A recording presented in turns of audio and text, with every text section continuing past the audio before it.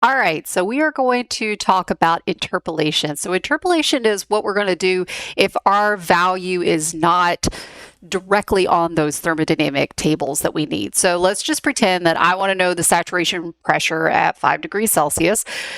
If I wanted that guy, I could read it directly from the table because 5 degrees Celsius is right there, right? So the saturation pressure is right on there, no problem. But let's say that I wanted it at 6.5 degrees Celsius. I can't read that directly off of the table. I know it's going to be between those two values of 0.00935 and 0.01072, but I don't know exactly what it is. So I need some way of filling in that information. So I'm going to sort of like imagine that there's a line in there, okay?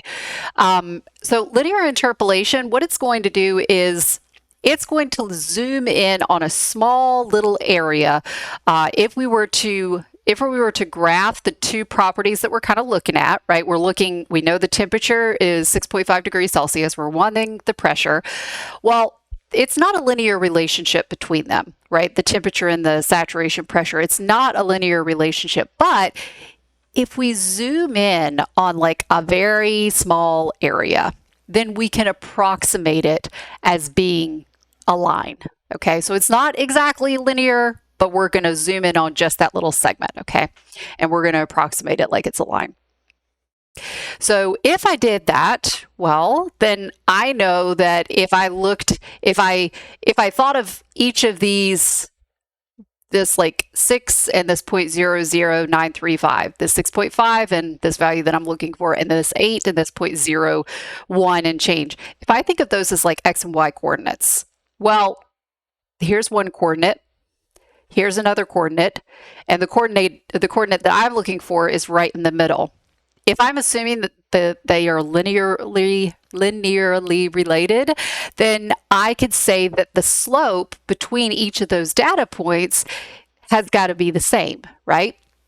And so if I think of it in things like that, and I think of like, if I think of temperature and pressure as X and Y coordinates, then I can define a slope between this one and this one.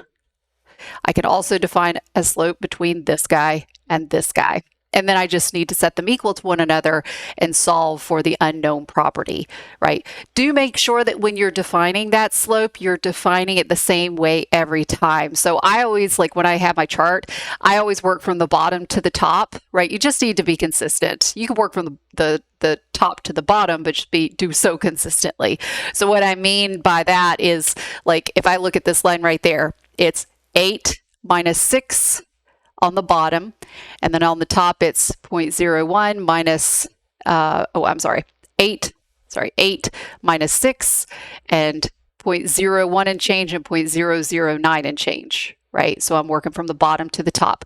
And then when I define the second slope, I'm doing 6.5 minus 6 on the bottom, and this PSAT minus 0.009 and change on the top. I'm working again from the bottom to the top. And so I could just rearrange it and solve for it. I could also set it equal to these bottom two numbers here as well. And again, I'm working from the bottom to the top. 8 minus 6.5, 0.01 minus 0.01 and change minus PSAT on the top there. So obviously I don't need all three of those, but just one, just two will do so that I could solve for that PSAT value. And there it is. It's 0.00969. And I know that I did everything correctly because everything is between the two values that I expected it to be between. If you get a value that is not between those two values, then you know you screwed up somewhere, and probably you weren't consistent in working from the bottom to the top or the top from the bottom, whatever you've chosen to do. Okay. All right, double interpolation. And it's really like a misnomer because a double interpolation really requires 3 interpolations. But this is what happens. Well, let's look at a case of when this happens. So we want to know the specific volume of water at 1.3 bar and 180 degrees Celsius. All right, so I've got my given, my find, my assumptions. I've first things first, go to my saturated tables to figure out what phase I'm in. So I pulled up table A2. It doesn't really matter. I could use table A3 as well. But A2 is going to tell me, well, at 180 degrees Celsius, my saturation pressure is 10.02 bar. So if it were saturated, the only pressure that it could be at 180 is 10.02 bar. I'm at 1.3. So my pressure is less than the saturation pressure. So I know that I am superheated. Okay. All right, so I'm going to go to my superheated tables. So there's my superheated tables, and uh-oh, I don't have it. I don't have it. Uh-oh. So I have a box for 1 bar. I've got a box for 1.5 bar, and that probably would be okay, but unfortunately, I don't have a line for a value for 180. Yeah, so that's a problem. So what I'm going to have to do is I'm going to have to sort of put my own table together. Okay, so I'm going to organize it the way that's convenient for me. So I'm going to say, all right, I need a value. The value that I'm after is 100 at 180 degrees. I need a specific volume at 180 degrees Celsius and 1.3 bar.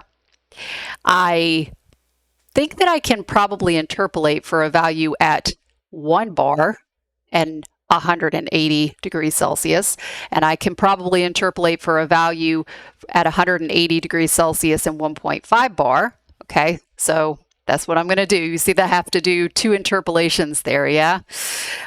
So yeah, no time like the present. Let's go ahead and do it.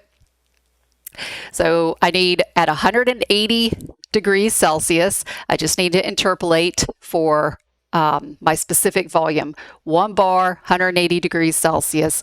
And I also need to do the same thing over here at 1.5 bar. So yep, easy peasy. So you're doing the same. It's just a simple interpolation to solve for the specific volume at 1 bar and 180 degrees Celsius, and then 1.5 bar and 180 degrees Celsius. All right, so I've got these 2 values, and now I'm going to go back because remember what I needed the value, the specific volume at 1.3 bar and 180 degrees Celsius. So I have one more interpolation to do. So I'm interpolating between 2.078 and 1.381. I would expect my value to be between those two, and it is. So, all right, there we go.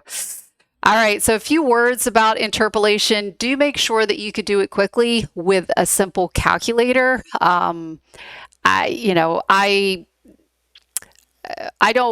mind if you write yourself an interpolation program and use that with your homework or whatever.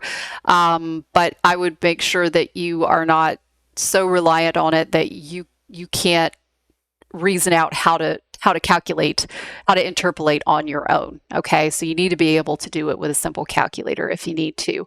On an exam, I'm not going to load you down with a whole bunch of interpolations.